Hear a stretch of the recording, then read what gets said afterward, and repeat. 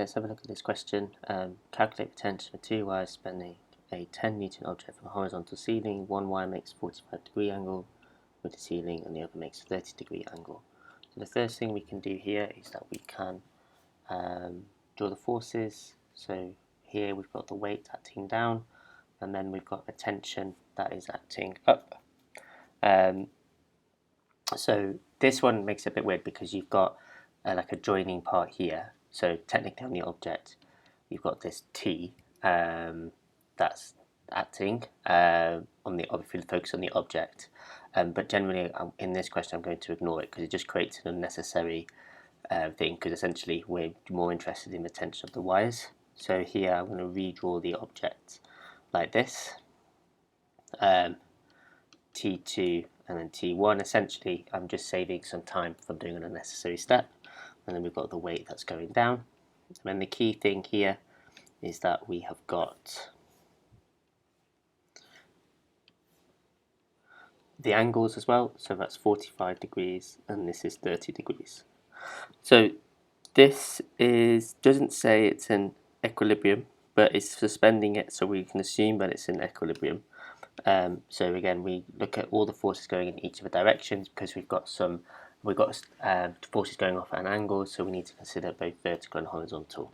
So first of all, the easy force going downwards is the weight, which is equal to 10, and then going upwards. So going upwards here, you've got two sort of vertical forces that are acting. The first one is from T1, and from here we can draw a triangle, a right angle triangle, where T1 is the hypotenuse and here is the angle 45 degrees. And we're interested in the vertical aspect of this. So we can see here that this side is opposite the angle, so we're going to use sine. So sine x equals opposite over hypotenuse. From here we can rearrange. So first substitute our values in. So sine 45 is equal to v over t1, and then we can say, well, t1 sine 45 is equal to the vertical force. We could also find the horizontal force that we're going to use in a second. So the horizontal force we can say is h. For this one it's cosine, so it's cos 45 is equal to h over t1. So the horizontal force is t1 cos 45 is equal to h. So that sorts out t1. We split t1 up. We're now going to look at t2. So if we look at the T2, we are going to again draw a triangle. Now this one we've got to be careful because the angle is different, so therefore we're going to get a different value. So 30 degrees instead, and this time we've got T2.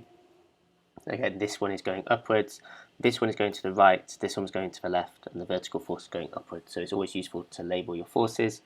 Again, we're going to use the same idea, so the vertical part and the horizontal part are going upwards. Again, it's going to be sine because it's opposite, so this will end up being sine 30 is equal to v over t2, so t2 sine 30 is equal to v.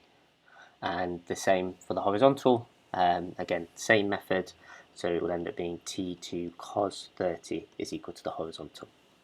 Now we can go back to our main part of the question. So going upwards, we've got t1 sine 45 plus t2 sine 30, and we also have going to the right, we have t2 cos 30, and going to the left we've got t1 cos 45.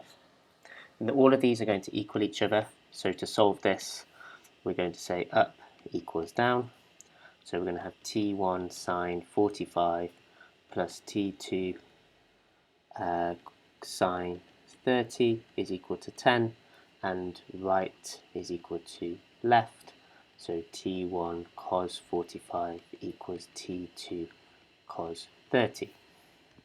Okay, so from here what we need to do is we need to calculate, find what t1 and t2 is.